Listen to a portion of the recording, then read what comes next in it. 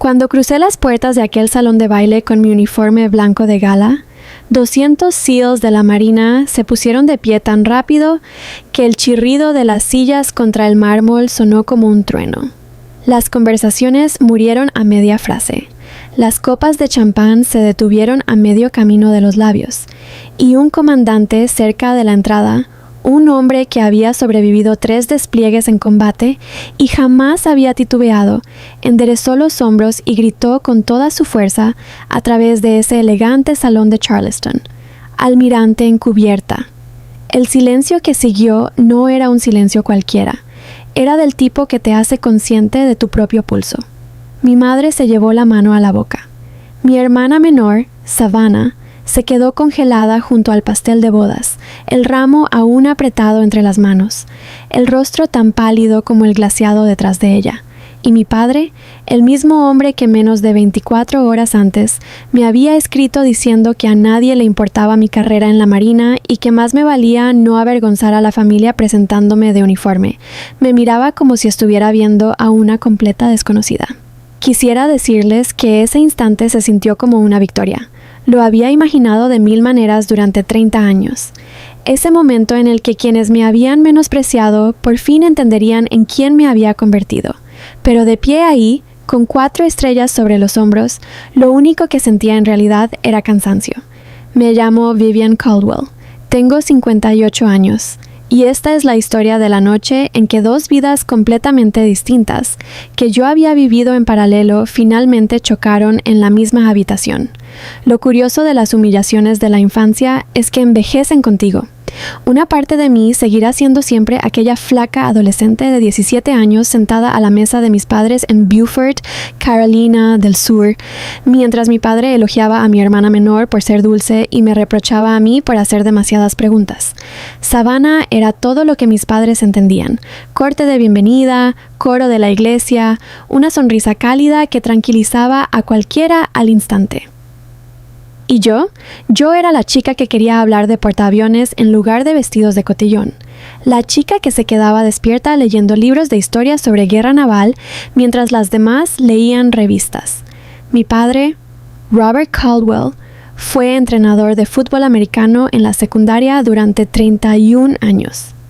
Un buen hombre en muchos sentidos, pero un hombre que creía, hasta el tuétano, que ciertas vidas estaban hechas para cierta gente. Y la Marina, me dejó bien claro, no estaba hecha para su hija. Todavía recuerdo la tarde en que anuncié que quería solicitar entrar a la Academia Naval. Mi madre preparaba su famoso guiso de camarones con sémola. Savannah casi se ahoga de la risa. Mi padre dobló el periódico despacio, como siempre hacía justo antes de decir algo definitivo, y me dijo que se me pasaría la fase. Eso fue en 1985. Ronald Reagan era presidente y yo tenía 18 años, sin ninguna intención de que se me pasara absolutamente nada. Annapolis fue el primer lugar de mi vida donde nadie me pidió que me hiciera más pequeña. A nadie le importaba si sonreía lo suficiente en las reuniones sociales del domingo o si sería una esposa adecuada. Les importaba si podía liderar, si podía resistir, si podía mantener la calma cuando todo a mi alrededor se venía abajo. Resultó que sí podía, pero mi familia jamás me lo perdonó del todo. Con los años, nuestras llamadas se volvieron más cortas. Se perdieron cumpleaños porque yo estaba desplegada en algún lugar que no podía nombrar. Una vez, estando de permiso después de comandar un grupo de destructores, mi padre me presentó a un vecino diciendo: «Esta es nuestra hija Vivian. Trabaja para la Marina. Trabaja para la Marina». En ese momento yo tenía bajo mi mando a unos 4000 marineros. Pero sonreí educadamente, porque después de suficientes años, la decepción se vuelve rutina. Entonces, 3 días antes de la boda de Savannah, mi teléfono vibró mientras yo estaba en mi oficina en la estación naval de Norfolk revisando papeleo de retiro. El mensaje era de mi padre: «A nadie le importa tu carrera. Por favor, no nos avergüences usando ese uniforme en la boda de tu hermana». Me quedé mirando esa pantalla durante un buen rato, Afuera de mi ventana, la lluvia gris del Atlántico golpeaba el muelle. Jóvenes marineros corrían entre los edificios con los cuellos levantados contra el viento. Recuerdo haberme sentido extrañamente vacía, no enojada, no sorprendida, simplemente vacía. Después de 30 años, después de todo, él seguía creyendo que mi servicio era motivo de vergüenza. Esa noche estuve a punto de no ir. Me serví un vaso de bourbon en mi casa de Norfolk y me senté en el silencio, sin esposo en casa, sin hijos. Esa parte de la vida se me había escurrido entre despliegues y ascensos. Mi ex esposo Marcus solía decir que la marina siempre iba primero. En su momento lo negué. Sentada sola esa noche, ya no estaba tan segura. Cerca de las 9 sonó el teléfono. Era Darius Mitchell, suboficial mayor retirado de los SEAL, uno de los mejores hombres con los que había servido jamás. «Dime que sigues yendo a la boda de Savannah», me dijo de inmediato. «Estoy pensando en quedarme en casa». Hubo una pausa. Luego, en voz baja. «Vivian, pasaste 30 años cuidando tu puesto por gente que nunca te dio las gracias. No empieces a esconderte ahora». Eso me golpeó más de lo esperado. ¿De verdad crees que importa?, pregunté. «No», dijo. «Creo que tú importas». A la mañana siguiente saqué mi uniforme blanco de gala de la funda, botones dorados pulidos, galones de manga impecables, 4 estrellas esperando sobre los hombros. Pasé la mano despacio sobre la tela. La gente se imagina que los uniformes te hacen sentir poderosa. A veces solo te recuerdan cuánto te ha costado la vida. Hacia el mediodía ya conducía rumbo al sur, hacia Beaufort, con jazz antiguo sonando suavemente por los altavoces. La costa de Carolina se extendía bajo un cielo gris de primavera. Musgo español, marismas saladas, letreros de iglesias, ferreterías con banderas estadounidenses en la fachada.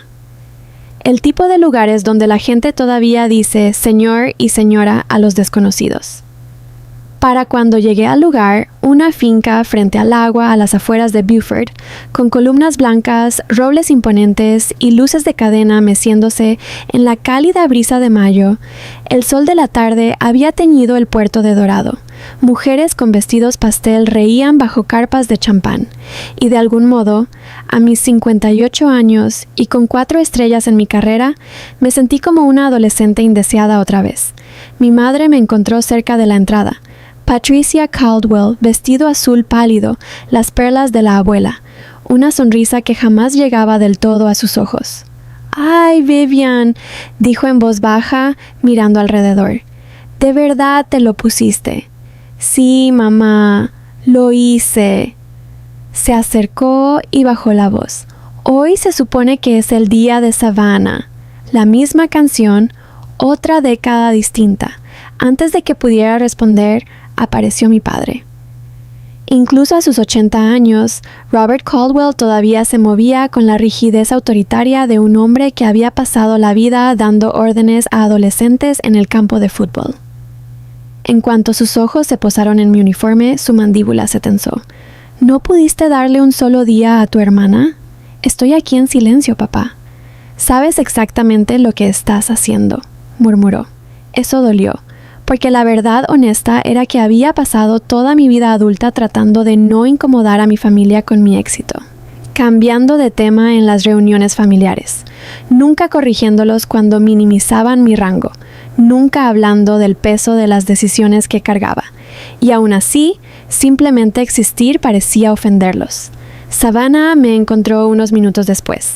Se veía preciosa con su vestido y por un instante vi otra vez a la niña que solía seguirme por el patio pidiéndome que la empujara en el columpio de llanta. Me abrazó con calidez. Luego dio un paso atrás y volvió la incomodidad. «Viv, ¿considerarías quitarte algunas medallas durante la recepción? Llaman mucho la atención».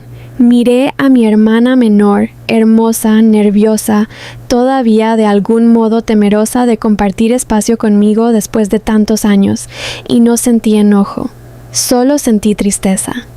«Me las gané, Savannah». «Lo sé», dijo rápidamente. «No intento ser mala». Y sé que no lo intentaba, pero el mensaje era el mismo de siempre.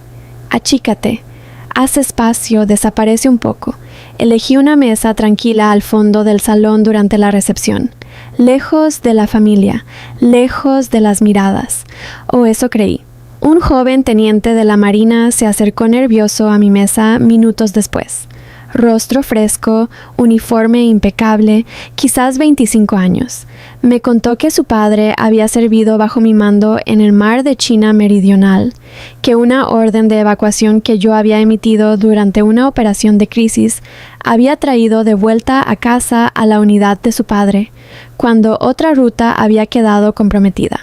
Mi familia reza por usted cada día de Acción de Gracias, almirante, dijo en voz baja. Antes de que pudiera responder, un capitán retirado de los SEAL que estaba cerca lo escuchó. Se puso de pie. Luego otro oficial se levantó a su lado. Después un coronel de Marines al otro lado del salón se llevó la mano al pecho. Y entonces, como una ola que rompe en toda la sala, cada invitado militar se puso de pie a la vez. El sonido de 200 sillas raspando el mármol golpeó el salón como un solo trueno. La banda de jazz se quedó muda a media nota. Cada civil en ese salón se congeló por completo. Me quedé inmóvil medio segundo, genuinamente atónita. Luego, un comandante cerca de la entrada enderezó los hombros, y su voz cargó ese peso que solo tiene una voz después de años, proyectando órdenes en cubiertas de vuelo con viento de 30 nudos. Almirante, en cubierta. Me levanté despacio de mi silla. En la quietud que siguió, finalmente busqué a mis padres con la mirada. La mano de mi madre seguía cubriéndole la boca. Mi padre permanecía absolutamente inmóvil a su lado, el rostro pálido bajo la luz del candelabro. Se veía genuinamente confundido, como si no pudiera reconciliar a la hija que había pasado décadas minimizando con la reacción que se desataba 30 pies frente a él. El comandante James Holloway, ex líder de un equipo SEAL, un hombre al que no veía desde hacía 15 años, desde una extracción que salió mal en la provincia de Helmand, dio un paso adelante. Permiso para hablar con libertad, almirante. Siempre lo has hecho de todos modos, comandante. Una risa contenida recorrió a la multitud militar, aliviando un poco la tensión. Lo que siguió es algo para lo que no tengo palabras suficientes. Antiguos marineros que habían servido bajo mi mando cruzaron el salón para estrecharme la mano. Un suboficial retirado me presentó a su nieta, que en otoño entraría a Annapolis. Un hombre al que apenas reconocí se acercó cojeando visiblemente. El suboficial mayor, Gerald Tatum, me contó que yo había pasado 6 horas sentada junto a su esposa después de que perdieran a su hijo en una operación de rescate frente a las costas de Djibouti. La mayoría de los comandantes mandan papeleo. Usted se quedó, dijo. Eso es lo que hacen los líderes, contesté. No, señora. Su voz se quebró un poco. Eso es lo que hace la buena gente. No pude hablar por un momento. Y de pie ahí, rodeada de todo ese respeto real y ganado, lo único en lo que podía pensar era en cuánto había deseado siempre, aunque fuera una fracción, de eso viniendo de mi propio padre. Cerca de las 9 me escabullí hacia el muelle. El ruido del salón se desvaneció detrás de mí. El puerto de Beaufort se extendía oscuro y sereno bajo una luna llena de Carolina, los botes meciéndose despacio contra los muelles, una brisa cálida moviéndose entre las palmetas. Darius apareció unos minutos después con 2 vasos de bourbon. Tráfico, dijo simplemente. Esa es tu excusa para todo. Nos quedamos ahí, uno junto al otro, en un silencio cómodo. Luego preguntó en voz baja. ¿Estás bien? Esa pregunta casi me quiebra. Tengo 58 años, admití, y esta noche todavía quería que mi padre se sintiera orgulloso de mí. Eso nunca se va, dijo Darius. Mi padre me abrazó una sola vez en toda su vida. Recuerdo la fecha exacta mejor que mi aniversario de bodas. Solté una risa suave ante eso. Luego, pasos detrás de nosotros. Me di la vuelta esperando otro invitado. Era Savannah, todavía con su vestido de novia, con esa expresión cuidadosa que la gente usa al acercarse a algo frágil. Darius se disculpó discretamente. Nos quedamos junto a la baranda un rato sin hablar. Finalmente, ella exhaló despacio. Te debo una disculpa, Bev. Esperé. Cuando te pedí que te quitaras las medallas, eso estuvo mal, y en realidad no se trataba de las medallas. Lo sé, dije. Ella miró hacia el agua. ¿Quieres saber algo terrible? Pasé la mayor parte de mi vida pensando que mamá y papá me querían más porque yo era de alguna manera mejor que tú. Negó con la cabeza despacio. Pero esta noche entendí la verdad. Nunca te entendieron lo suficiente como para apreciarte. Eso me golpeó en silencio y con dolor, como suele hacerlo la verdad. Siempre fuiste la valiente, dijo. Ahora lo dices. Debí decirlo hace 20 años. Me tocó el brazo con suavidad. Para que conste, siempre estuve orgullosa de contarle a la gente que mi hermana estaba en la marina. Se me hizo un nudo en la garganta antes de poder evitarlo. Mi madre apareció en las puertas del salón unos minutos después. El rímel un poco corrido, viéndose más pequeña de lo que jamás había notado. Me contó que había guardado recortes de periódico de cada uno de mis ascensos, escondidos en el cajón de su cómoda durante 30 años. Mi padre no lo sabía. La miré fijamente. ¿Por qué? Bajó la mirada hacia sus manos. Porque no sabía cómo estar orgullosa de ti en voz alta sin hacer que tu padre se sintiera avergonzado de sí mismo. Esa frase explicó 30 años en 14 palabras. Mi padre llegó al final. Se paró junto a mí en la baranda del muelle, mirando el agua oscura del puerto durante un largo rato antes de hablar. Entonces me contó algo que nunca le había contado a nadie. Lo habían reclutado en 1968. Su padre había hecho algunas llamadas, jueces del condado, hombres que le debían favores, y logró mantenerlo en casa mientras muchachos con los que había crecido partían hacia Vietnam. Su mejor amigo, un chico llamado Cooper Hayes, murió a las afueras de Huey en la primavera del 69. Habían jugado juntos desde cuarto grado. Estuve en su funeral mientras todos lo llamaban héroe, dijo mi padre en voz baja, y lo único en lo que podía pensar era que ese debía haber sido yo. Las piezas de toda mi infancia se reacomodaron en unos 4 segundos. Su resentimiento, su hostilidad hacia mi carrera, su necesidad de minimizar en quién me había convertido. Nunca se trató de mí. Era vergüenza. 40 años de vergüenza, enterrada tan hondo que hasta él había olvidado dónde la había puesto. Cuando entraste a la marina, dijo despacio, te convertiste en todo lo que a mí me dio demasiado miedo llegar a ser, y no supe cómo vivir con eso. Me apoyé en la baranda y respiré un momento. Me lo pudiste haber dicho, papá. Me miró. De verdad me miró por primera vez en toda la noche. Claire, empezó, y luego se corrigió. Vivian, nunca dejé de estar orgulloso de ti. Esas palabras me tocaron algo antiguo y tierno. Tenías una manera peculiar de esconderlo. Lo sé. Asintió. Lo sé. A la mañana siguiente estaba pagando la cuenta del hotel antes del amanecer, vieja costumbre militar, cuando crucé la puerta principal y encontré a mi padre de pie junto a su auto, bajo la luz dorada y pálida del amanecer, sosteniendo una caja de cartón desgastada. Adentro había cartas, mis cartas, cada carta que había mandado a casa desde Annapolis durante mi primer año.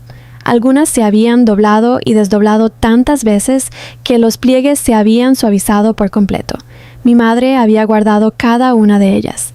Mi padre metió la mano en la caja y sacó un sobre con cuidado. Hay una línea, dijo, con la voz quebrándose un poco. Una línea en la que no pude dejar de pensar anoche. Me entregó la carta. Reconocí mi propia letra de 18 años de inmediato. Tragó saliva con dificultad. Escribiste: espero que algún día papá por fin se sienta orgulloso de mí. Se le llenaron los ojos de lágrimas. Estuve orgulloso todo este tiempo, dijo en voz baja. Solo no supe cómo decirlo. Miré al anciano frente a mí en la luz pálida de esa mañana de Carolina, y por primera vez en mi vida le creí. Savannah llegó unos minutos después con café y sándwiches de desayuno. Me abrazó con sinceridad y me dijo que nada de desaparecerme meses sin llamar. Lo voy a intentar, prometí. Conduciendo rumbo al norte, hacia Norfolk, mientras Carolina del Sur se desvanecía lentamente en el espejo retrovisor, le di vueltas en mi mente a algo que no había podido poner en palabras en 58 años de vida. La mayor victoria de mi carrera no fue llegar a almirante. Fue finalmente entender que nunca necesité el permiso de nadie para conocer mi propio valor. Unas horas más tarde, me detuve en un pequeño café cerca de la base.